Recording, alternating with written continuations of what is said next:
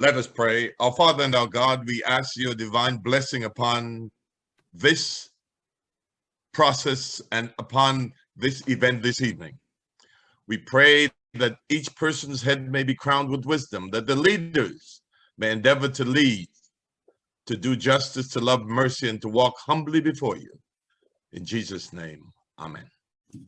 Good evening, good morning, good afternoon, depending on where you are, to all of our fellow Antiguans and Barbudans and well-wishers.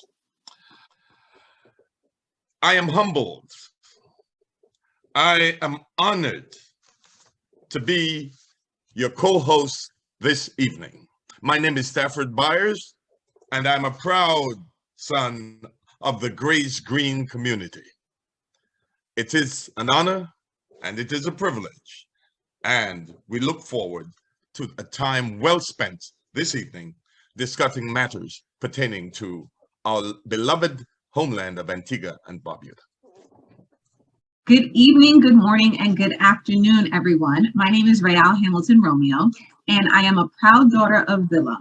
I currently live in Westchester County in New York, and I am extremely delighted to be here this evening to co-host this event organized by the Diaspora Progressives, a group of patriotic Antiguans and Barbudans across the world with a shared political vision and a commitment to help advance our national development in our beloved homeland of Antigua and Barbuda. Although we have come from a small island in the Caribbean that presently has a population of less than 100,000 persons, Antiguans and Barbudans are scattered all over the length and breadth of this globe. From Alaska to Australia, from Germany to Japan, from Africa to Azerbaijan, from Turkey to the Turks and Caicos, we proudly sing our national anthem, patriotic songs, calypsos and banners. We proudly display our national colors. We cook and we eat our local dishes, especially on Good Fridays. We default to our local dialect, especially when emotions are running high. We often reminisce about the good old days, and many of us stay connected daily through newspapers and radio programs. Why? Because no matter where in the world we may roam, Antigua and Barbuda is still our home. In the past, whenever a general election was approaching, the diaspora looked forward to hearing from representatives of our major political parties as they traveled to different regions to enlist the support of fellow Antiguans and Barbudans. However, with the COVID-19 pandemic, that is a challenge that we can't rise to at this point in time. But this has awakened a sense of stronger patriotism among Antigua and Barbuda nationals in the diaspora, and many of us are even more eager than ever before to contribute to our nation building. Tonight's virtual event will allow us to hear the UPP's plans for rebuilding our country and for the inclusion of the diaspora. Ladies and gentlemen, for those of you who are not familiar with all of the UPP candidates, particularly those in the diaspora, we now present to you the Redeem Team. The Diaspora Progressives is pleased to announce the candidates for the United Progressive Party who will be contesting the next general elections in Antigua and Barbuda. St. John's, Rural North. Pearl Quinn-Williams. St. George. Algernon Watts. St. John's City West. Alistair Thomas. St. John's Rural East. Sean Bird. St. John's City South. Franz DeFreitas. St. John's Rural West. Richard Lewis. St. Mary's South. Corthright Marshall. St. Mary's North. Jonathan Joseph. St. John's Rural South. Gladys Potter. St. Philip North. Alex Brown. St. Philip South. Sherfield Bowen. St. Paul. Dr. Cleon Athel. All Saints West. Anthony Smith Jr. St. Peter. Tavon Harriet. All Saints East and St. Luke. Honorable Jamale Pringle. He is also Leader of the Opposition and Deputy Political Leader, St. John's City East. Harold Lovell. And Political Leader of the United Progressive Party. And from the sister island Barbuda, Honorable Trevor Walker.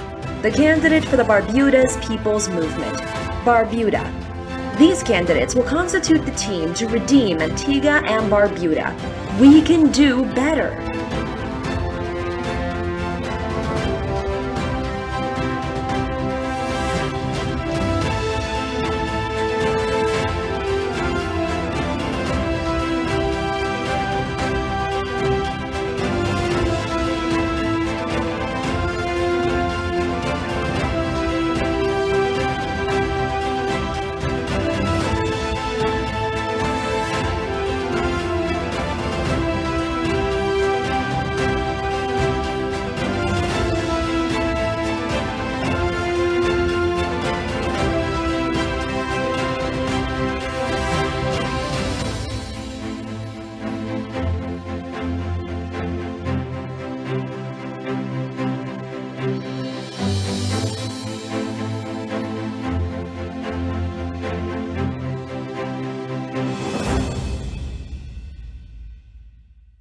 It is my signal honor to present to you tonight the person who shall moderate this section of the program.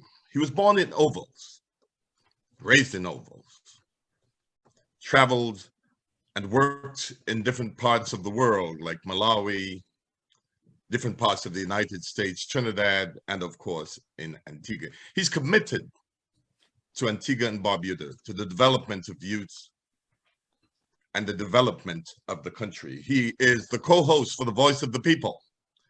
He moderates the Constitutional Corner.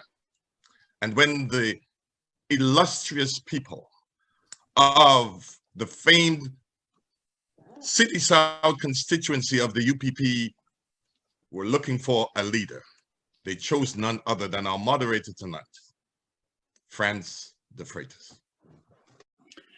Thank you, Stafford, for your kind introduction. It's a privilege and a pleasure for me to serve in this capacity tonight as we interact with the candidates of the United Progressive Party and the next representatives for Antigua and Barbuda. It gives me great pleasure to introduce our first speaker tonight. She is no stranger to us. She is the United Progressive Party's candidate for St. John's Rural North. She brings with her a wealth of experience from her years in the banking sector, and she is a social advocate and has advocated on many issues in Antigua and Barbuda. She's a change agent, and tonight I present to you Sister Pearl Quinn-Williams to share some of her thoughts with you. Pearl, good evening. Good night, Antigua and Barbuda, and especially to you in the diaspora. Good night. It is indeed a pleasure to address you as a part of this Twin Island Nation family. As the spokesperson on trade, commerce, consumer affairs, and urban development, I'm going to briefly speak about a few of our ideas for improvement of governance of our country and how you in the diaspora can play a role in adding value. Let's first look at trade and commerce, and in the interest of time, I'll simply list them. An idea, I believe, whose time has come, is to make a greater part of St. John's City duty-free. Of course, we will have to set the parameters. We believe with lower prices due to the duty-free status, goods will be more affordable, which will generate more sales, and the government will receive more revenue from the Antigua and Barbuda sales tax, ABST. It's a win for consumers and a win for the government. We need to also look to establish trade relations with the UK, as they have just recently left the EU and are actively looking for trade deals. Our brothers and sisters in the UK could play a part in making the relevant connections. We will also need to identify manufacturing industries that would qualify for exemptions under the CARICOM Single Market and Economy, CSME, and work with investors, both local and foreign, to include you in the diaspora to implement those projects. Competition within the market must be fair and unencumbered by nepotism, cronyism, fraud, favor, and corruption. Once people realize the market is fair across the board, they will have confidence to take an entrepreneurial risk and engage in business.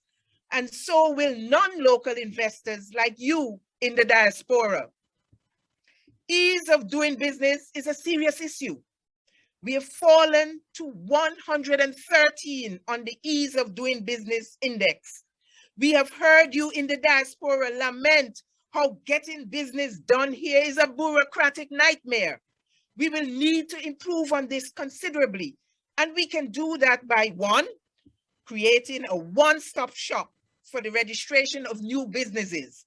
For example, once the business is being registered, all of the information required by the various statutory corporations and agencies of government can be inputted electronically with the appropriate sections being accessible only to the agency that requires the unique information. 2, arrange for all reports, taxes, and statutory contributions to be filed and paid electronically. We will also look at the possibility of moving cargo via ships between the Caribbean islands without having to go through the US. There may be an investment opportunity here for the establishment of a Caribbean shipping company to move cargo between the Caribbean islands. Making it happen would certainly save time and cost. Let's look at consumer affairs.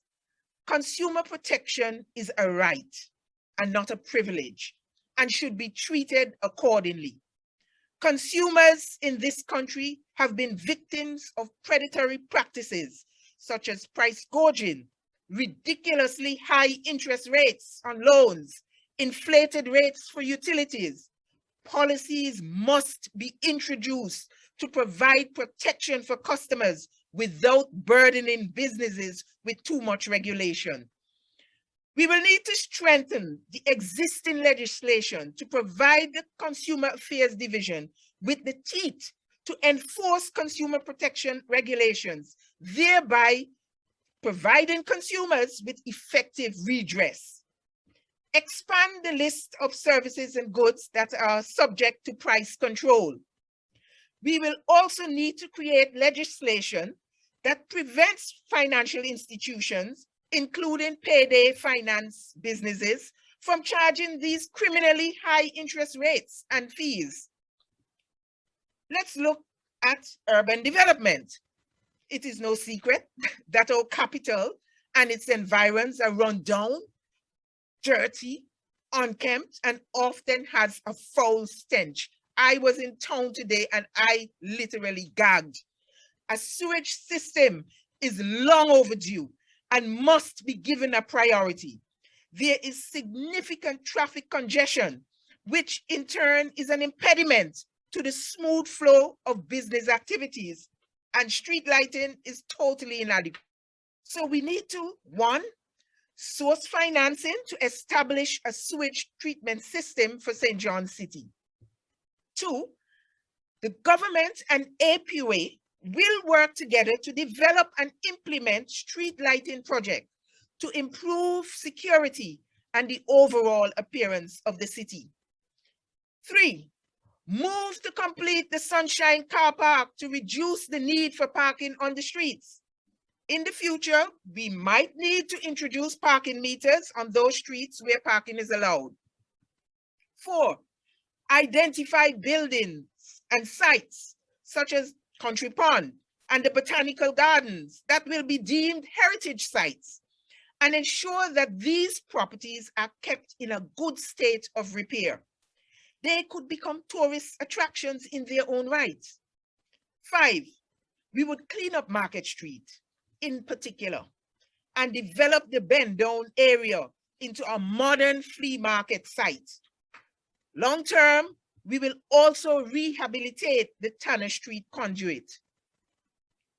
This, of course, will come at a huge investment cost, and it will no doubt fall at the feet of private investors or PPPs, public-private partnership agreements.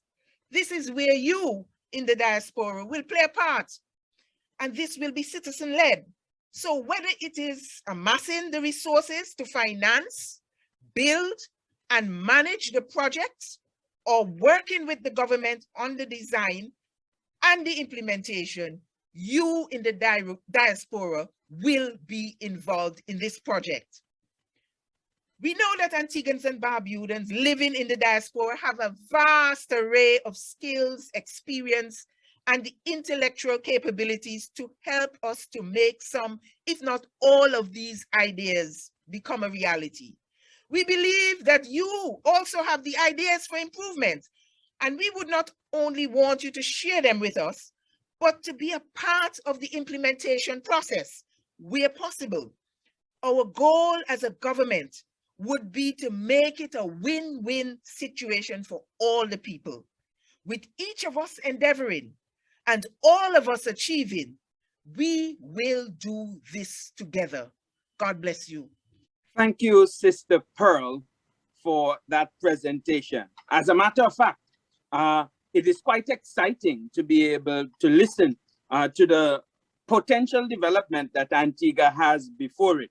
As a matter of fact, we have a duty-free St. John's. What would that do for us, particularly in the diaspora, who visit Antigua and Barbuda, and oftentimes when they participate in shopping, in addition to the impact on tourists? The establishment of trade relations with the UK, what would that do to develop our country and the economics of Antigua and Barbuda relative to our ability to produce things there?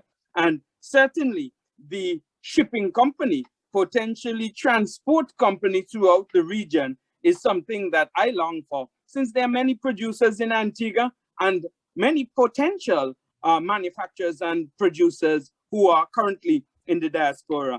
And Sister Pearl, you intrigued me with the redevelopment of St. John's, because you know that is in St. John's City South.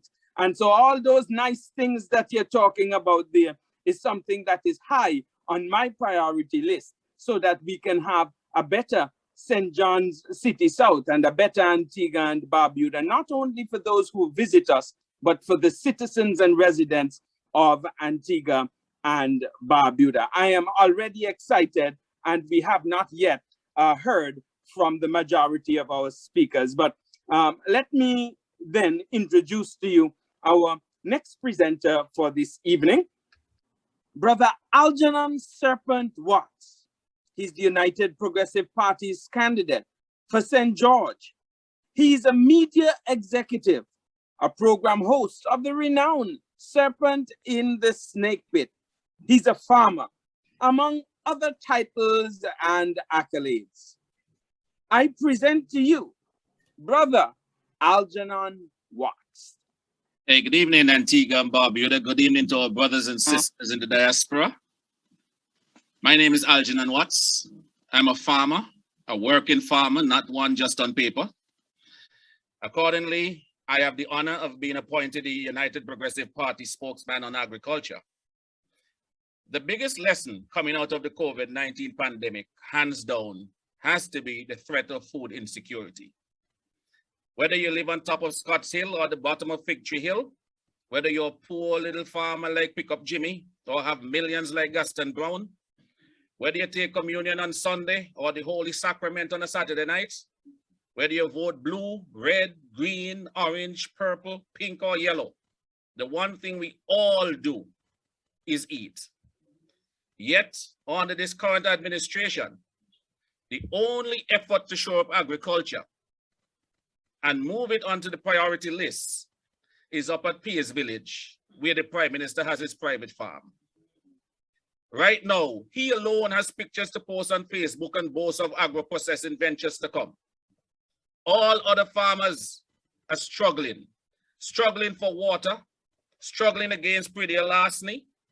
Those who want to reap where they did not sow, struggling to hold on to land we already have, and where we don't, struggling to get land, struggling against imports and struggling for markets.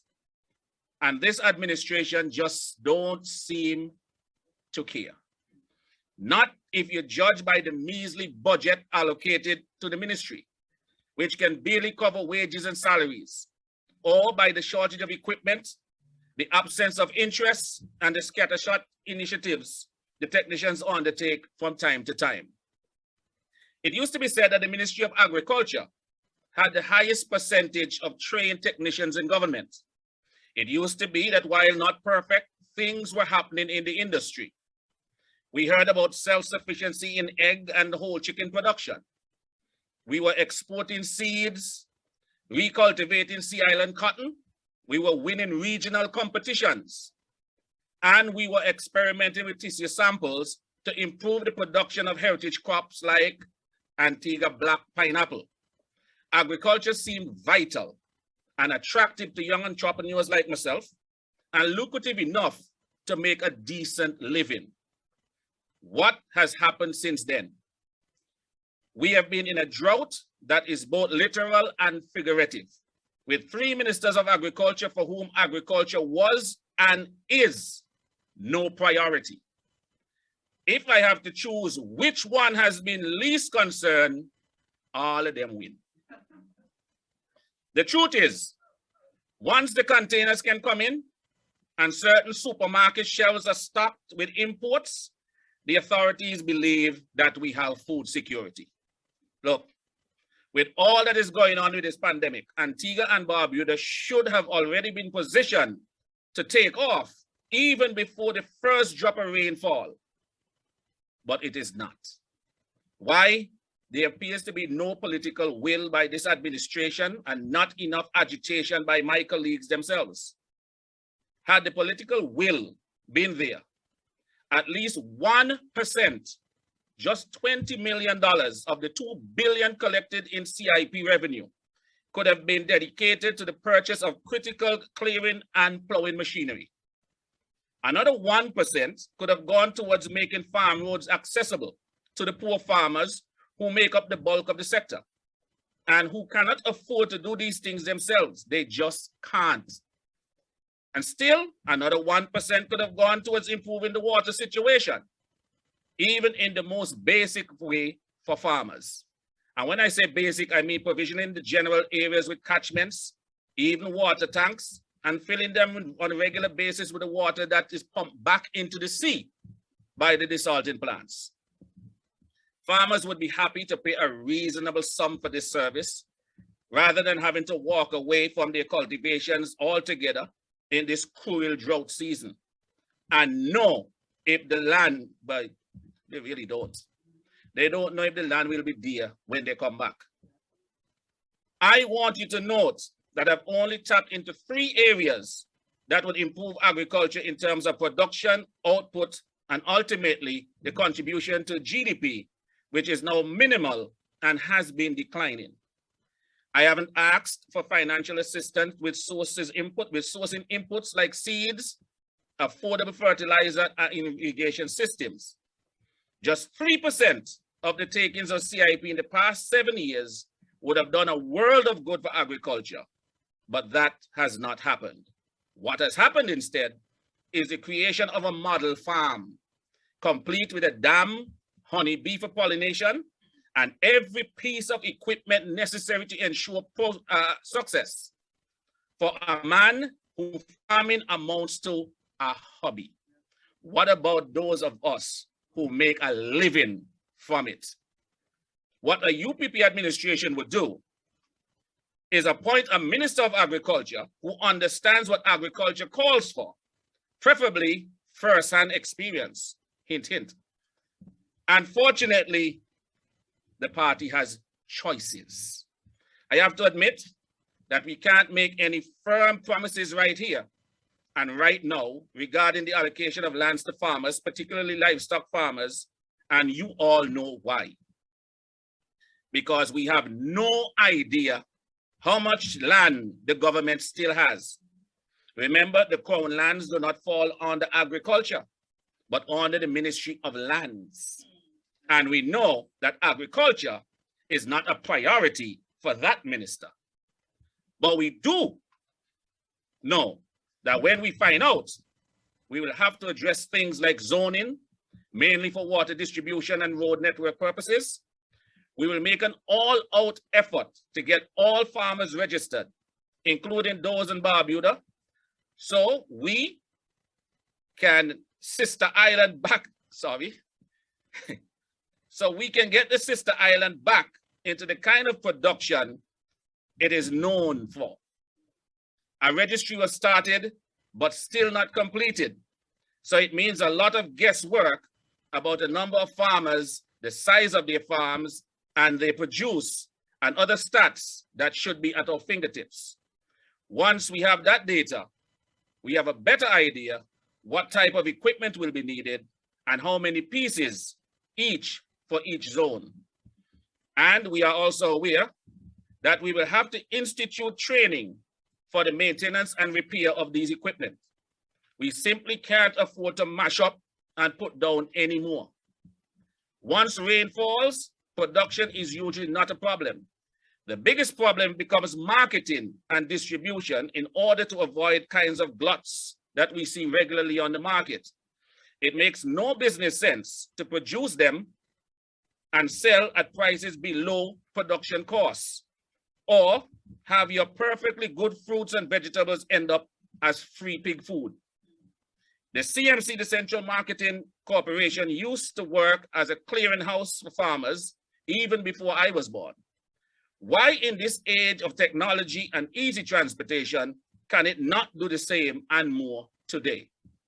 Why is CMC better known for selling imported pork at nearly half the price, which is sold locally, than for selling pig farmers the lower grade of agricultural produce as part of its sorting process?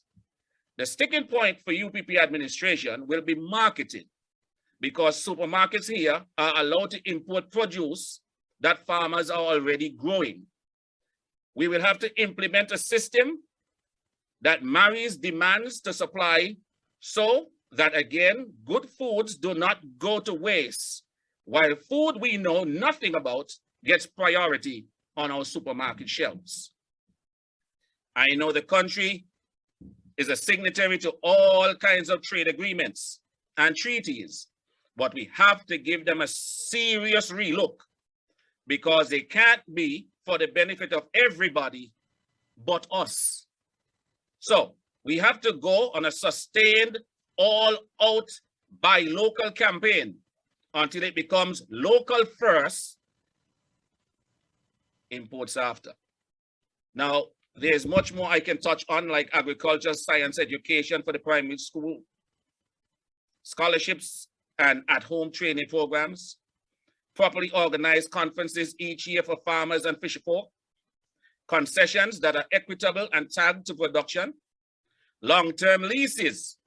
We have already agreed on 25 years to start for farmers of a certain size, and pretty larceny and how we must handle that. However, given the time constraints and the breadth of the subject, I will have to leave that there for the next time. But I want to thank you for listening to me. Much more to come. Thank you, Brother Algernon Watt, for that presentation. Look, food security is important, and certainly we look forward to being able to deal with the issues that we have there. And we know that the policymakers don't care about agriculture in Antigua and Barbuda because they haven't addressed the water issues, as you rightfully pointed out here. And talk about when you're going to zone farms and be able to set up registration of farmers. Those are forward-thinking, innovative ideas. And you hit correctly on the issue of marketing and distribution of crops. I think this is long overdue in Antigua and Barbuda, and many farmers are looking forward to a time when this can be the reality so that they can focus on the matter of hand of actual agriculture.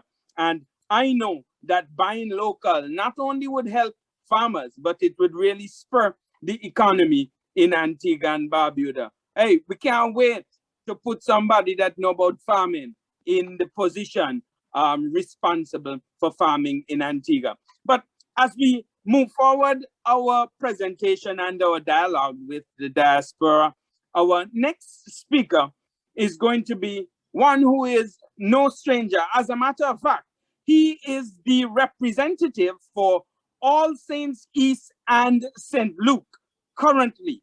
He's the leader of the opposition in Parliament and the United Progressive Party's deputy political leader. He is the Black Panther of the South. Please listen to Brother Jamale Pringle as he presents this evening.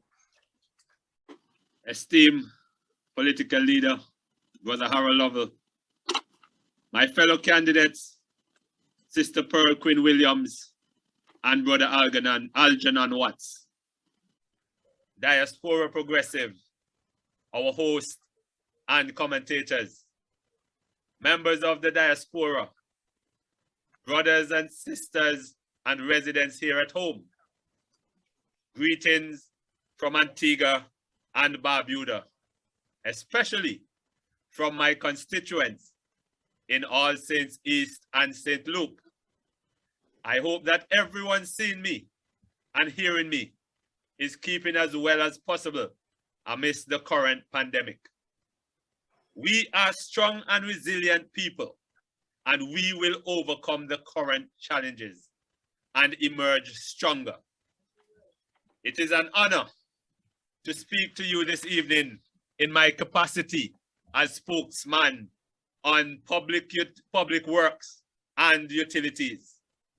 I know that many of you cringe at the utterance of those words, but in giving me the responsibility to research the problems and find the solutions, our political leader made the right choice, because I am all about results. Now, our people in the diaspora often ask why they should return home to the poor public utilities, the inordinate length of time it takes to access services, and the lack of professionalism that we who live here have to deal with on a daily basis. They look at the sometimes daily electricity outages, the punishing shortage of clean water, and the frustration of internet service that is more stop and go than the traffic lights. They say it is wonderful that you have 2 smooth highways, but how many people live on those roads? What about those in the neighborhoods that kill your car's suspension? My brothers and sisters overseas and here at home, we hear you, and we are responding with what I'm calling the fierce urgency of now. This dictates that we not simply identify problems, but prepare the solutions, since we plan to be ready on day 1 to tackle them.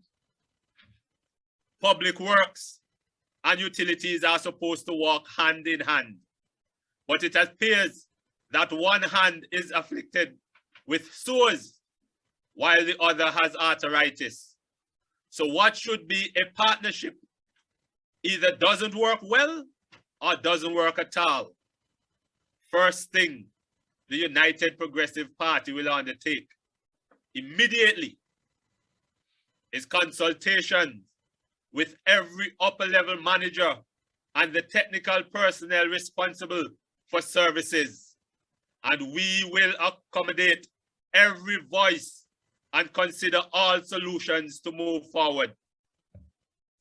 Critical positions will be filled with competent people wherever they exist in the public sector or created. We will aggressively recruit among the diaspora to find those we need. These will be business decisions and appointments made in the interests of businesses, householders, students, and the people we invite here to invest millions into this economy. We hear great things all the time about nationals who live in the North America, especially, and how they have progressed in the technical and managerial fields. A UPP administration will tap into those skills and that knowledge. We will do better by bringing first world expertise in our power generation and telecoms right here. Working together will ensure that when our people come home on vacation and when the tourists step off the planes and cruise ships, they no longer feel that they step backward into the third world. In terms of water capacity, you're not going to hear any 14-day quick fixes from us. We are already deep into research on this country's centuries-old problem, and we are working on a modern-day solution. Again, we're turning to the diaspora, who will help not only to craft technical solutions, but to help us secure the equipment and training we need. The UPP administration will come. The UPP administration welcomes investors, yes, but we have had enough of those who take up acres and acres of our land with solar farms and enrichment projects that only leave our people poor and our land stock depleted. We have enough qualified nationals to serve as middlemen and brokers when we are sourcing supplies. We do not need any more speculators here. One of the source we will look to, brothers and sisters, is Israel, the specialist in water production and harvesting. We already have connections there, and we are prepared to learn all we can from the experts, not for our personal benefit, but for the benefit of every person who lives or visits here. Because we want Granny and Papi to be able to bathe and to keep cool, and not just in words. Because water is business for every backyard gardener and crop farmer and livestock farmer. And because water is life for every hopeful UPP supporter and every disappointed ALP voter. When it comes to improvement of our infrastructure, we will end the practice of government competing directly with the local service providers. We cannot continue to stifle our business sector and our entrepreneurs. The government knee on the necks will be removed so that they can breathe and so everybody can yam. Government has an obligation to create opportunities for work, and if it is to do that, it must enable the private sector. This is how we will create employment and reduce the wage bill at the Treasury. This is not to say that we will have a complete hands-off environment and a free-for-all. Let me just remind you here that the UPP administration undertook housing projects at Follies and North Sound on the Brother Hilson Baptist. We ran into problems when the global economic crisis hit. Yes, but we persevered. Brother Wilmot Daniel also promised affordable housing to the people of Booby Alley without displacing them from their community. So, the United Progressive Party believes in creating affordable housing for low-income families. No doubt about that. Therefore, I want to assure those who make a living with the National Housing and Urban Development that we will keep construction workers employed. What we will not do is engage in the kind of graft and corruption we're seeing at play now, where family, friends, and company conspire to keep lucrative contracts among them while they underpay the carpenters, the masons, and the various tradesmen. That is not only morally and criminally wrong, it is bad for business. And finally, we are going to clean up St. John's so it looks like, smells like, and runs like a capital city is supposed to. We are happy to see the business community expand, especially along Friesel Road, the golden mile that the UPP facilitated. But St. John's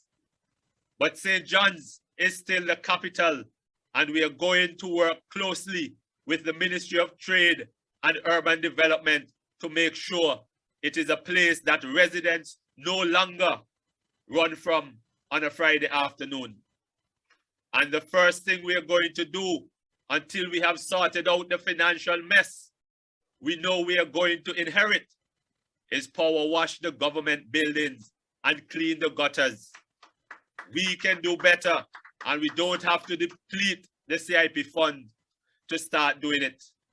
Brothers and sisters in the diaspora, Antigua and Barbuda has always needed you, but we need you now more than ever. You have a role to play in reclaiming the pride and the stature of our beloved nation.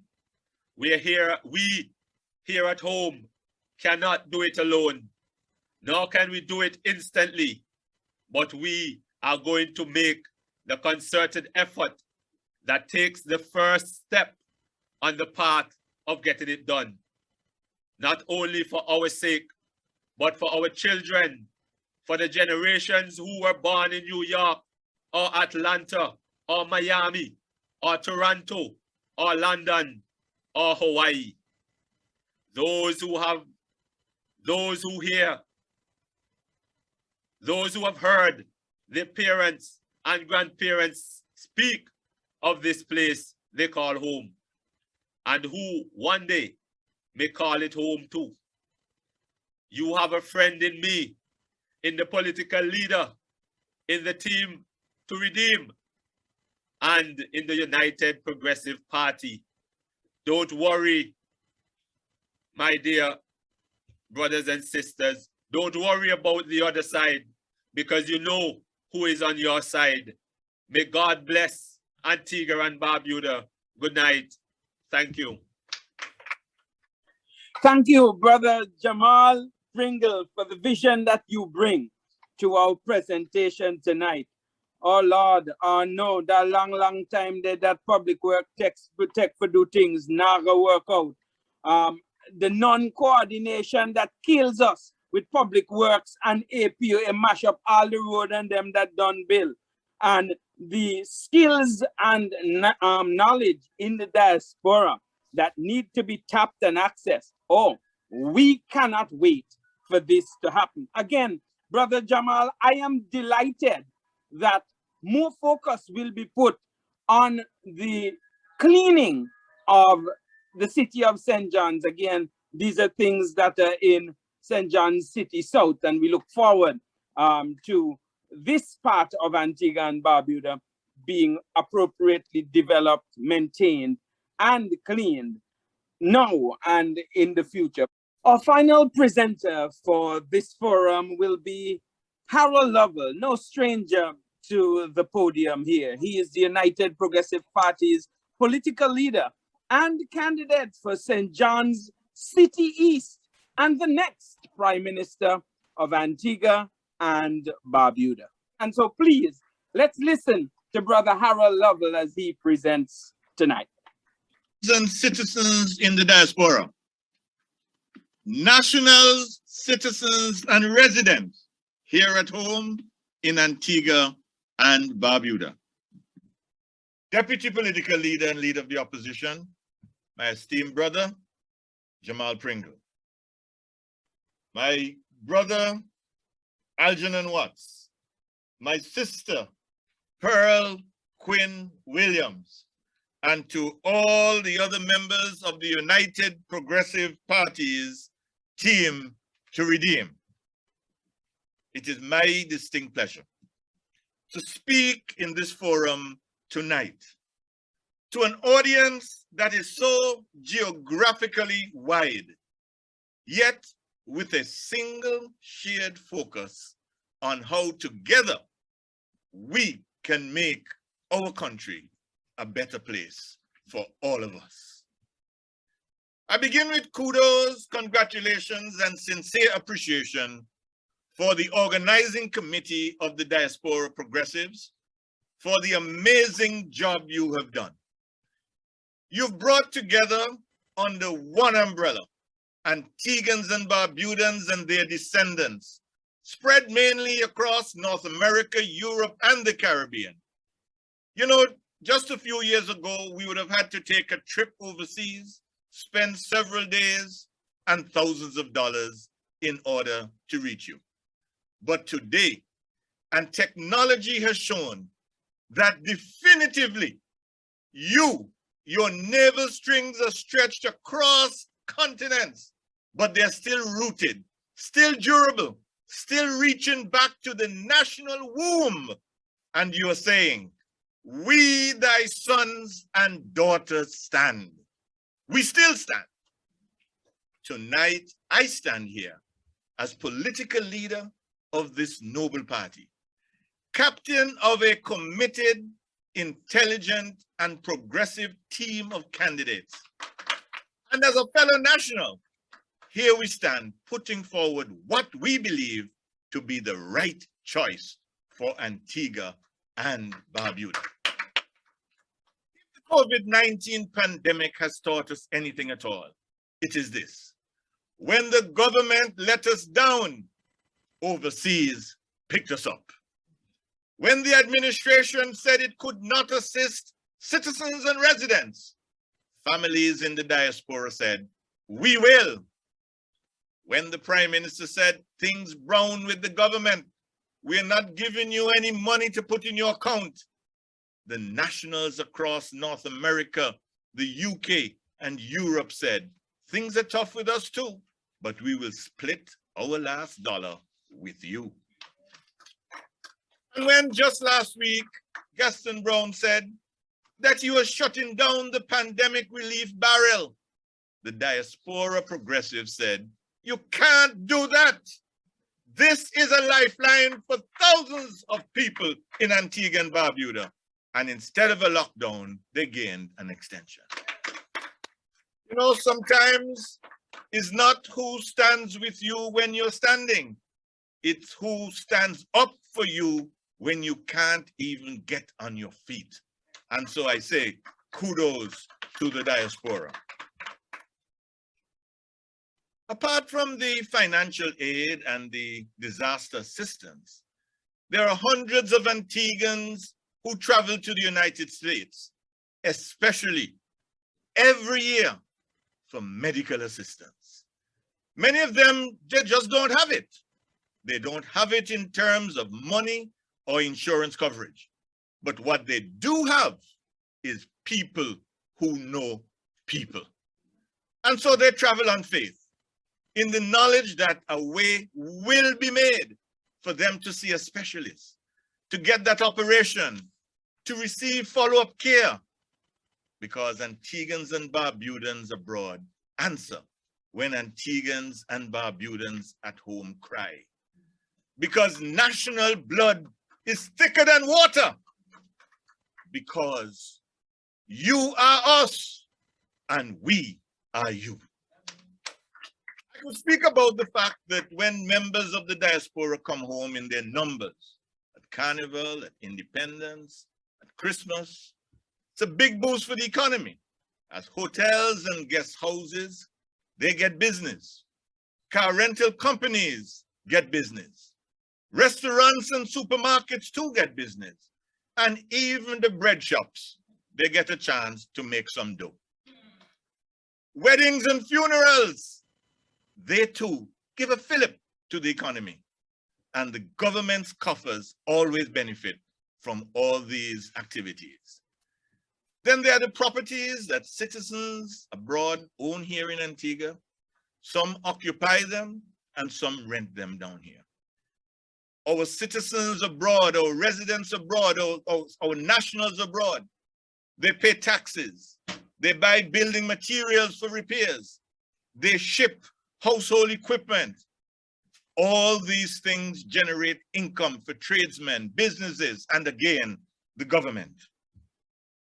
And even now, as the world readies for the Tokyo Olympics, we in Antigua and Barbuda are looking to our nationals who are being educated overseas, who train overseas, and who are often the offspring of citizens who moved abroad for a better life, but who continue to fly their flag and declare, Antigua me come from, and Barbuda me born. Surely, the time has come when we must deepen this relationship. This relationship between those of us who are at home and those of you who are abroad. We have to go beyond just being boyfriend and girlfriend. And a united Progressive Party administration, we promise, we will put a ring on this relationship. We will strengthen ties with the diaspora legislatively, politically, and financially, in opportunities for investment here and trade over there, in transfers of knowledge and skills, and in culture and services. In all aspects of national life, the UPP administration will ensure that hands are joined across the waters. To ensure that this happens, we will create a portfolio for diaspora affairs. This department dedicated specially to the diaspora. It will enable nationals and citizens abroad to take part in investment opportunities. It will enable Antiguans and Barbudans abroad to do business in this age of e-commerce without having to jump on a plane and sometimes to spend 2, 3, 4 weeks just to get a simple land transaction done. It will serve as a one-stop shop for information that eliminates the runaround. It will create a direct link to the investment authority so you know what concessions you might qualify for. It will provide a hook into the embassies and consulates so that passport matters and other areas that sometimes take so much time, these will be handled seamlessly. This one-stop shop, this portfolio, this department which will be created will also create a straight line to the Ministry of Tourism to see that Antigua and Barbuda is able to compete and get its fair share of conferences and congresses when groups and associations are looking for destinations with such services. In short, this portfolio will serve our people abroad in a way that is complementary to the operations of the Ministry of Foreign Affairs. Now, sisters and brothers, I remember about 2 years ago, I shared with you and with those at home what some may see as a revolutionary proposal. I want to say that it's not a revolutionary proposal per se. It is a fair proposal. It is an attempt to ensure that we can get Antiguans and Barbudans directly involved so that the 60, 70, or 100,000 Antiguans and Barbudans overseas, we will create the necessary political equity so that you can participate in a meaningful way. Now, the diaspora constitutes an enormous human, intellectual, technical, and financial resource, which we have over the years deliberately marginalized and ignored over time. In our constitution, we have adopted and embraced the notion foisted upon us by the British that if a native-born Antiguan acquires dual citizenship, such a person is unfit to be elected to the House of Representatives or nominated to the Senate. Most of our people who take Canadian, US, or British citizenship, they do not do this because they no longer love the country of their birth. They do so because of the chance it offers to create a better life with more opportunities for themselves and their families. As if to punish such persons, you know, we cut our nose to spite our face. But the time has come for us to change this and to review our concept of the diaspora. Our offices overseas should be mandated to compile as far as possible a register of all Antiguans and Barbudans living in the diaspora. We need to break down the barriers of exclusion and find innovative ways to make the diaspora a serious part of our national development agenda. We need a blueprint that includes the diaspora as an integral part of the nation of Antigua and Barbuda. Not just in words, but in the legal and constitutional fabric of our nation. Our citizens abroad have demonstrated their love for their native land in myriad ways. In New York alone, there are more than 25 Antiguan and Barbudan associations committed to giving back in some form or other, we continue to take this amazing fountain of goodwill for granted. Forging a new relationship with the diaspora means building bridges for more engagement and constructing a new paradigm for functional cooperation, meaning that we must see a new way of working together. It means giving Antiguans and Barbudans living abroad a real voice in Parliament. You, whether you're in Brooklyn, whether you're in Bronx, London, or Leicester, you should be able to be elected to the House of Representatives or to be nominated to the Senate. I go even further.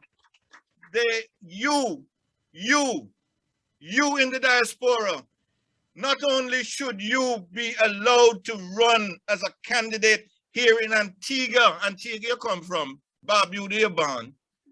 We say that we will go a step further, and we want to put on the table a very serious proposal that you should have a constituency that you can call your own as part of the new inclusive relationship. Now, to achieve this, it will call for a new thought process, and constitutional changes will be required. We will need to remove the clause in the Constitution that prevents persons with dual citizenship from being members of Parliament. This will significantly widen the pool of persons who may actually wish to serve as parliamentarians, and the nation will be better off for it. To bring about this change where you in the diaspora will be able to be elected here or to be nominated to the Senate, we won't need a referendum for that.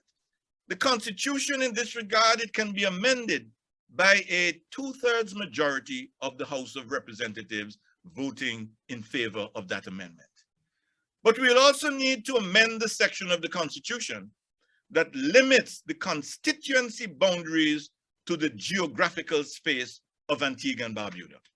Now, I propose that 2 new constituencies should be created, and hear this. One for North America, including the USA and Canada, and the other for Europe, including England, Scotland, Wales, and the European continent. Now, this arrangement will make certain that Antiguans and Barbudans will be able to participate in a very meaningful way. It means that you will be able to, in these new overseas constituencies, that you will be able to have your own representative. You will be able to have your own voice in the Parliament of Antigua and Barbuda. And so with these changes, every citizen of Antigua and Barbuda living in New York, living in Europe, would be entitled to register and to vote where you live. So to make this work, we would utilize our embassies, our high commissions, our consular offices, wherever they may be, in Toronto, in New York, in Washington, Miami, London, using modern technology where necessary. Our candidates would be drawn from the diaspora, and the elected representatives would be of the authentic voices of the diaspora. And I want to say that we would provide within our national budget every year, we would include a line item to allow our overseas MPs to attend sittings of Parliament. Now, there are some people who may want to say, brothers and sisters, that this is a pipe dream, that it can't work. Some may even go so far as to say it never worked anywhere. Well, that's where you're wrong. This particular model, which is aimed at including the diaspora, it's practiced in France. There are many countries in Europe and South America who also have that system. Right here in the Caribbean, in the Dominican Republic, that is exactly what they do. And so they have a system where the members of the diaspora, those persons who are citizens but who live overseas, instead of you having to find money to come home to vote, and to vote in situations where sometimes you have no direct connection with the constituency, we say this is one way that we believe we can sit down and we can discuss it to see how we can bring the diaspora into the legal and constitutional framework of this, our native land. And so, brothers and sisters, I just want to say, in conclusion, that this is something that we will pursue in discussion with you, of course. We want to make sure that all Antiguans and Barbudans who live in the diaspora, that they can be included. And you know, for those who seem to be afraid of those Antiguans and Barbudans who live in the diaspora, some people seem to be afraid that perhaps you, maybe they consider to be more attuned, more exposed to some of the practices of mature democracies, that perhaps they think that this may be a threat. We do not consider it a threat. We consider it an asset. There are those who may be terrified of losing their political and economic grip when you from the diaspora become more involved and where you become a greater resource that we here in Antigua and Barbuda can use. We have no such fear, my brothers and sisters. And so I just want to say and ask the question, how can it possibly hurt this country and its residents if we welcome you, our brothers and sisters, home? After all, home is where your heart is, and home is where we know you already belong. And so I just want to say, we in the United Progressive Party, we welcome you, we value you, and we are committed to working with you and working for you, because we believe in people first.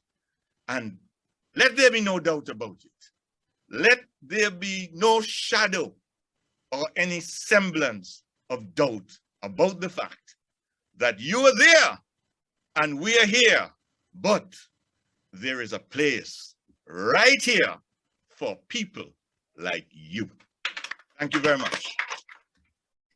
Ladies and gentlemen, you hear the next Prime Minister of Antigua and Barbuda.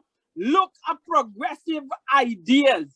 Talk about substance. Look, I cannot wait to be able to have brothers and sisters who have moved to the various countries in the world to make a better way for themselves and their families participate in the development of Antigua and Barbuda, whether that be through economics, whether it be through social development, whether it be through the contribution of ideas, and certainly the enfranchisement of so many born Antiguans and Barbudans through the voting process. I certainly am excited by what the political leader, Brother Harold Lovell, has presented tonight.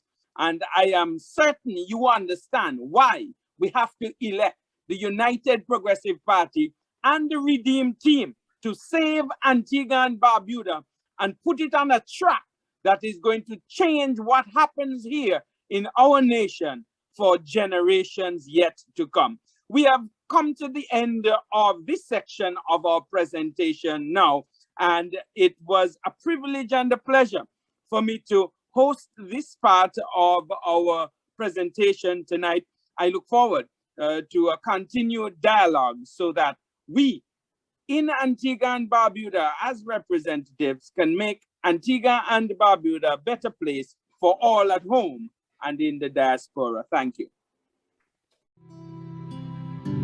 Unemployment, decreasing opportunities, crime, COVID-19, poor governance, the environment. Look around. Our twin island nation needs your help. That's why the Diaspora Progressives are raising funds to help the UPP develop practical solutions that will benefit citizens and residents. From providing COVID relief to implementing community outreach projects, your donation to the Better Antigua and Barbuda Fund can make a difference for this and future generations. Visit GoFundMe.com and search for Help Secure a Better Antigua and Barbuda to lend your support to the UPP, the right choice. Welcome back, everyone, and thank you, Franz, for that color commentary. It's now time for the UPP to hear some of your questions, all of our attendees. So go ahead and post those in the chat, and just know that if we don't get to your question tonight, we will try to get a response for you as soon as possible and make sure that those responses are available somewhere locally where you can access them. Our next set of questions are for Mrs. Pearl Quinn-Williams. Mrs. Williams, in your presentation, you made references to the conditions, the physical and noxious conditions of St. John's City. A question that comes from New York State: what specific plans do you have to revitalize the city, not only in terms of how it looks and how it smells, but also to demonstrate the cultural richness of Antigua and Barbuda? Thank you for that question. I would have spoken about it in my presentation, but the UPP will embark on a comprehensive program of citizen-led cultural renewal and development of St. John. The economic vitality, livability, and environmental sustainability of St. John's will be improved by a program of urban renewal investments, and that will elevate the natural and cultural landscape of the city by integrating elements such as historical architecture and urban design, major infrastructural upgrades, and enhanced community amenities. Public investment will be necessary to support and enable private investment. And I believe that once it becomes more economically practical and viable, I believe we will have investment return to the area. Thank you for that, Mrs. Quinn-Williams. We do have another question on the topic of our capital city, St. John. So it seems like that's a big theme for people. And this question also comes from someone in the diaspora, not mentioned where, but their question is, how will a UPP administration address the vagrant situation in St. John's? Will there be a program to provide comprehensive support services to address the growing problems facing this community? Yes, indeed. As a part of our urban renewal strategy, the UPP will tap into and look for retired healthcare workers and volunteers to develop a holistic one-stop approach model. We will provide a variety of essential social services to vulnerable populations, including housing, case management, vocational training, job placement assistance, food, mentoring, health screening, substance abuse treatment, detox, and hospital facilities. I already have a person in mind to be an integral part of that program. I call her Angel Mary, but you may know her as Mary John. And she has been doing a phenomenal job of assisting these vagrants through her own initiative and often her own resources and out of the goodness of her heart. And I just want to applaud her for that and for all that she's been doing. So we will have a one-stop shop to provide services to get these vagrants off the streets of St. John's.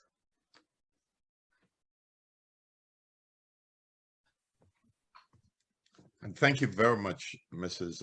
Quinn-Williams, for both your presentation and also your responses to these questions. Thank you very much. Okay, so our next question is for Mr. Algernon Watts. And this question is, COVID-19 has highlighted the need for better policies to manage food security. How do we empower our local small farmers to ensure that we can feed ourselves, minimize reliance on imports, and monitor food production to ensure healthy and safe foods which meet high organic and sustainability standards? And this question came in from someone in New York. Thank you very much. For years, well, since I was a little boy, CMC, that we still have, a Central Marketing Corporation, was used as the marketing agent for farmers here in Antigua, Barbuda. The farmer's role was just to produce, go out and do the best you can, produce your crop and bring it to CMC. That is the end of the farmer's headache. Right now, a farmer has to be a producer. He has to be a marketer. He has to be out there sourcing crops, sourcing seeds, producing and trying to distribute all over Antigua, wherever. So CMC at first stop will be reorganized to fulfill its original mandate to market the produce, and that will free up the farmers, small farmers, to concentrate mainly on producing. We will also create a food production plan along with the stakeholders, to include livestock farmers, vegetable farmers, the technicians in the ministry, hotels and supermarkets, etc., so that we can make sure that we have cohesiveness in this industry, and everything will flow smoothly. We will also aggressively pursue agro-processing. Now, by doing that, the times when we have gluts in the market, we won't have waste, because we have agro-processing to process these items that in the lean months, we will still have. We also have for the export market as well.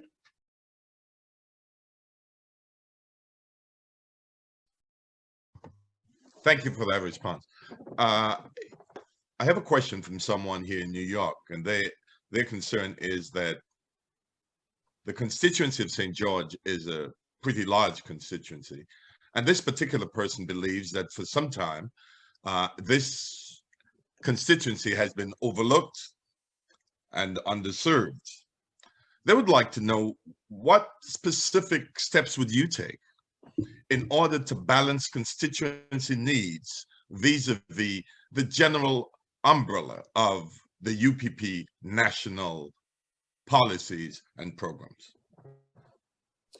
Well, you're right. St. George constituency is the largest constituency on island. So yes, it has been underserved, as you rightfully said. What will happen though? Let's take, for example, the Ministry of Agriculture, because I'm the spokesperson on agriculture.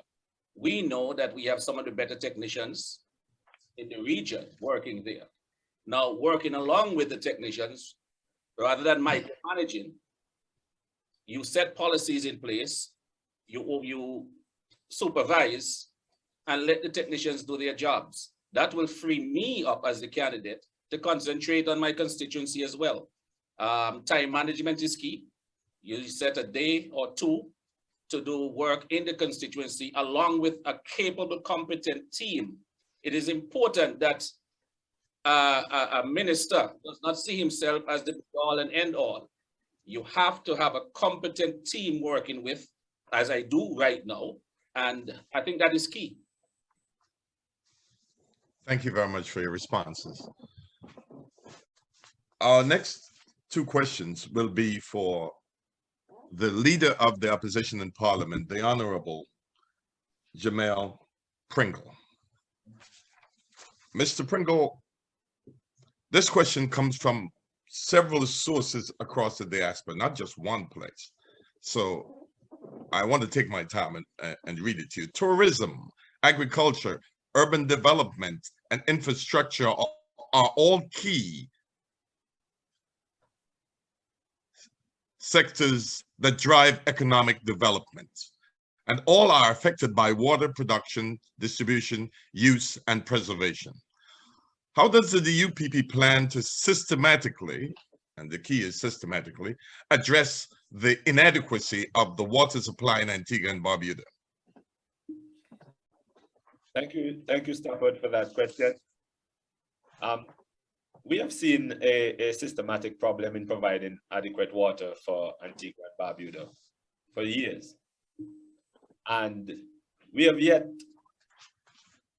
to hear any meaningful consultation on this issue to see how we can remedy that problem.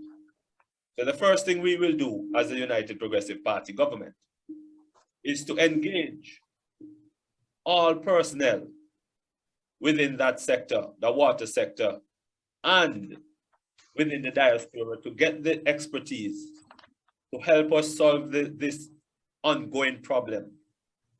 Because for you and for me, it's something that needs serious attention, and we are going to really arrest this situation by even reaching out to friendly countries who are managing the water situation in countries that suffer from drought. For example, we have Israel. They are the prime leaders in water production and harvesting and conservation. So we have to really sit down and bring our stakeholders together to really arrest this problem. It's not going to be a quick fix because we understand the situation with Patworks Dam. That too we need technical assistance with. So we are presently engaging discussion with persons whom we realize have the competent skill set and the knowledge to really arrest this situation.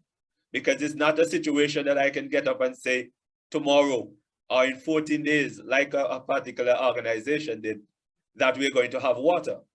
We understand how essential water is for us. And we are going to do everything. We are even going to look at putting together a unit that deals directly with everything to do with water. So it's not a pie in the sky answer that I'm going to give. But what I can say is that through engagement of different personnel and different agencies, we are going to come up with the best solution to solve this water situation. Thank you. Yes, thank you so much for that. Our next question, unidentified, our next question is also unidentified, but it comes from someone in the diaspora. And this question is, you are presently the representative of All Saints East and St. Luke, a community that has been severely neglected by the present administration because of their political stance. How would you balance urgent constituent needs and services against the national platform of the party should the UPP form the next government? Thank you so much, Real, for that question. I must say that is an ongoing discussion between my constituents and I, because we are of the view that we are going to be the next government. So therefore, we are planning ahead to help solve the situations that we are faced with in All Saints East and St. Luke, and by extension, Antigua and Barbuda. And one of the things we looked at is basically how we're going to structure and use the government resources not to benefit only All Saints East and St. Luke, but to benefit Antigua and Barbuda as a whole. Now, immediately, we have put together in the organization a team who are presently looking at those communities that are in dire need of roads and infrastructure as it relates to years and years and years of this problem. So clearly, we're not going to sit down and focus on All Saints East, because we're not going to be, I may be the representative of All Saints East and St. Luke, but if I serve in the capacity that of the portfolio that I was given, it has to be, we have to look at a broader picture. And something that I haven't seen much of in Antigua and Barbuda is proper planning. And I think if we plan properly, we can distribute the government resources in such a way that even though we're in St. George doing some work, because we know St. George is in dire need of some attention, it's the Pearl over in rural North Woldfield anyway, because what? The plan is structured in such a way that she knows it's just a matter of time before we get to her. So there would be a clearly defined plan of how we're going to address this situation and the steps and timeline given in each constituency so that we can move on to the next. So that the next candidate on the other side that we're going to can say, well, and be reassured her constituents that by this time they should be with us if there's no major challenges that cause a delay.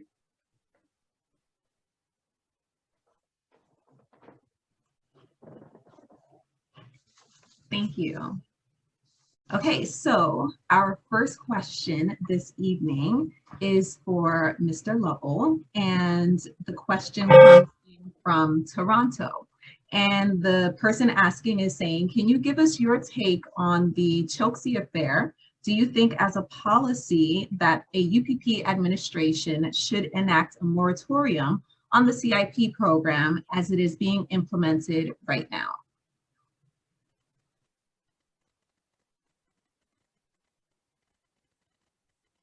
Well, thank you very much for that question. In fact, this is a matter that we have been discussing intensely because, as you would be aware, it was the United Progressive Party who introduced the Citizenship by Investment program. We understood the importance of this program because we realized that it could provide a source of non-tax revenue, which obviously is very important, and also provide a basis and platform for construction activity through development of various projects. We've seen it work, and at the time when we introduced the act in Parliament, we were aware that it would not necessarily be the finished product and that amendments would be necessary from time to time in order to refine it. Now, you've raised the issue with Chokesy, and I think the Chokesy matter raises the issue of how thorough are we prepared to be as far as our due diligence is concerned. I would say that we will take the view that we have to go the extra mile. If it means that we have to delay an application, then we will do that. We will check all angles to make certain. But before doing all of that, we will, within the first 100 days of a UPP administration, we will carry out a comprehensive review of the Citizenship by Investment program. And this will enable us to see those things that work in the way that we had originally anticipated. We will see the weaknesses in the system, and it will give us an opportunity to correct those things which we believe are not in the best interest of Antigua and Barbuda. Our emphasis initially was always that we should focus more on the economic side of the CIP rather than the National Development Fund of the CIP. And so that's what we'll do, use it mainly to stimulate economic development in order to create jobs and to promote economic growth. Good evening, Mr. Lovell. This is Stafford Byers. You referenced in your response to the first question that you would investigate the CIP program. Now, would a new UPP government be similarly disposed or inclined to offer any kind of wide-scale governmental investigation across all governmental functions in the prior administration before you set out to chart the course for the government for the next 5 years? Okay, I get the drift. I believe what I am hearing is, will we investigate the previous administration when they become the previous administration? The answer is yes, but we will be careful not to pursue any form of witch hunt, any sort of partisan approach, which will ultimately undermine public confidence in the process. I find the approach taken in South Africa attractive. In South Africa, they appointed a High Court judge to carry out and to head a commission that was intended to arrive at the truth of all of these matters. And this is one angle that we would look at. Of course, there are the existing angles, which include regular prosecution by the police, but we intend to ensure that the police are independent. But what will be important is that the persons who will be appointed to make sure that justice is done and the law takes its course, we will not be putting square pegs in round holes or round pegs in square holes. We will make sure that the persons who are appointed are persons who are fit for that purpose, so that the people of Antigua and Barbuda can have confidence that the UPP is about good governance and making sure that justice is done. Let the heavens fall, if so be it, if that's what will happen. Okay, so our next question comes in from someone from Massachusetts in the United States. And this question is, under the current administration, there seems to be a lack of dissent on any and all issues, even when the outcome oftentimes negatively impacts the nation and sometimes more directly the constituency. How would a UPP leadership handle measured dissent? And are there any issues on which the UPP and the ABLP have common ground? Well, measured dissent, I understand that to mean that there's a disagreement, which we would welcome. And if you understand how the UPP functions, we do not function like a cult. Certainly as leader, I believe that it's a difference of opinion that makes a horse race. However, the party has a constitution.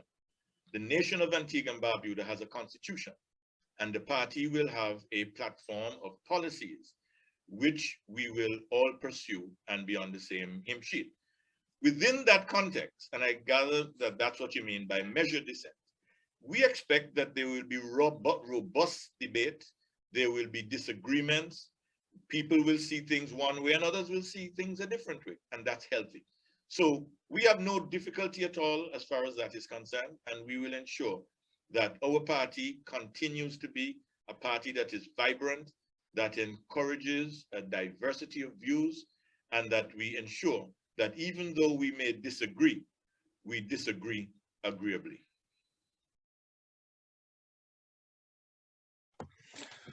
This next question comes from the city of Baltimore. What plans will be put in place for persons living in the diaspora, wanting to return home to live, to purchase living accommodations, and especially those who may not have a lot of upfront capital? So they have income, but not a lot of upfront capital. What plans will there be in place to help to accommodate those persons? Well, I mentioned in my presentation that we will establish a special portfolio designed to cater to the needs of our Antiguans and Barbudan brothers and sisters who live overseas. Now, coming back to buy property or to engage in any form of business activity, that's what the department will be responsible for doing. Insofar as providing any form of assistance, what we would be prepared to do is to ensure that whatever we have in place for Antiguans and Barbudans who live here, then we would not seek to discriminate against Antiguans and Barbudans who live overseas. And that's part of our whole policy of inclusion and inclusiveness, to make sure that all Antiguans and Barbudans can enjoy a piece of this rock. All right, thank you, Mr. Lovell. And ladies and gentlemen, let's give it up for our speakers this evening. We'll be right back after a short break. We are the Diaspora Progressives, a group of Antiguan and Barbudan patriots from across the world with a shared vision for the economic development and advancement of our twin island nation. We're asking for your help because a better Antigua and Barbuda starts with us. All of us. This is your chance to do something about the future you want to see. Help us realize our shared vision for a better Antigua and Barbuda by donating to the Better Antigua and Barbuda Fund. All proceeds we collect will go to support the UPP in their quest to provide COVID relief and implement community outreach projects that will benefit all citizens and residents. Every little bit helps to shape the positive, prosperous future we all envision. Visit GoFundMe.com today and search for Help Secure a Better Antigua and Barbuda. Our future cannot wait. Do it today.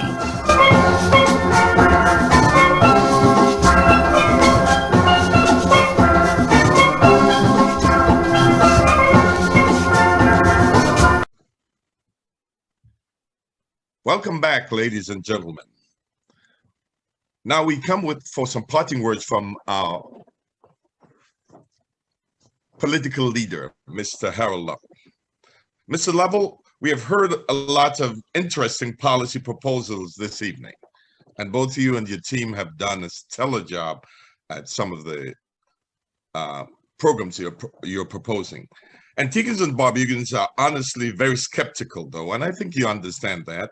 They have been made a lot of promises by other people before, and they want to know how can they be assured that this UPP team will be different. How can you assure them tonight that under this rubric of this UPP political movement, you will be transformational and that you will be true to the promises that you make because your promises are realistic? Thank you very much. And let me say that tonight has indeed been a night where I've enjoyed this level of interaction, and I believe I speak on behalf of my colleagues in saying that indeed this has been a wonderful night of conversation and interaction. Now, we understand and we take on board the fact that skepticism and cynicism will be present. And we appreciate that this would come as a result of what some may consider to be past promises made where they have not seen the fruits of those promises. And that is why tonight you would have heard not just glib talk in terms of what the UPP intends to do in office. You would have heard of some of the programs we have planned for agriculture and where there are opportunities for those who live in the diaspora to become involved in this area of activity. You would have heard of some of the areas that we will pursue in trade, industry, in commerce, a new direction insofar as our fiscal structure is concerned, looking at introducing greater amounts or a greater degree of duty-free shopping in St. John's, looking to completely reorganize that. You would have heard how in the area of water and other areas of infrastructure, we have not just come saying in 14 days, we will fix it. I can assure you that we have a detailed plan as to how we will address these issues in a systematic and in a holistic way to make certain that we get it right. But you would have heard also that we intend to go beyond mere rhetoric and the idea not of a desk, not of a policy, not of appointing an officer, but of creating a portfolio which will be dedicated to our brothers and sisters who live in the diaspora. That shows our serious intent. And we went further, and we are saying that we have put on the table for your consideration the idea of direct representation from the diaspora. That has never been done in Antigua before, certainly not in the English-speaking Caribbean. but we're prepared to push the envelope, and we're prepared to go into new areas and to explore opportunities for greater interaction and greater involvement with the diaspora. So yes, we appreciate that persons may be a little skeptical, but I can give you the assurance that we have given a lot of thought, and we understand that this will require a whole new psychological frame so that we see the diaspora as an essential part of the nation of Antigua and Barbuda. Thank you. Real, I think we had a great session, Real. What do you think? I agree. It's been extremely enlightening, and I think a lot of good information has been shared here tonight. So hopefully voters feel like they have enough information to make an informed decision. I know I'm at the wrong place, but I say amen to that. Okay, so this forum has been so enlightening, and I'd like to thank Mr. Lovell and our speakers, Mrs. Pearl Quinn-Williams, Mr. Algernon Serpent Watts, the Honorable Jamale Pringle, and of course, Mr. Franz DeFreitas. Yes, you've heard some of the great plans that the UPB has for our country, and their plans for engaging the people in the diaspora, which is quite refreshing. And this will surely result in the rebuilding process. It is now incumbent on all of us as Antiguans and Barbudans, at home and abroad, to do our part to ensure that they deliver on these plans. Participate in the next election. This is your sacred duty. Register to vote, and on election day, by all means, go out to the polls and cast your vote. Then you should encourage others also to vote. We must all encourage our relatives and our friends to get registered and to exercise their franchise in their civic duty during this next election. This is critical. The question to all of us today is, when it comes to this election and nation building, if not you, who? And if not now, when? You are so right, Stafford. We must all get involved now if you want to see real transformational changes in Antigua and Barbuda. The Diaspora Progressives are committed to ensuring that Antigua and Barbuda and the Antigua and Barbuda diaspora hear from all of the UPP candidates and the leader of Barbuda's People Movement. This forum is just the first in a series of important conversations with the diaspora. There will be other forums held via Zoom and YouTube, so please be on the lookout for those announcements as to when those dates will be in the near future. And as we close, in addition to thanking our illustrious co-host, Ms. Real Hamilton-Romeo, we would like to thank all those persons who have done a remarkable job behind the scenes. Their faces were not seen, but they rendered yeoman service to this Herculean task. We thank them for their dedication, not just to this program, and not only to the Diaspora Progressive, but to Antigua and Barbuda. Thank you, and I let the illustrious co-host tell you her final good night. Thank you again, and good night, everyone.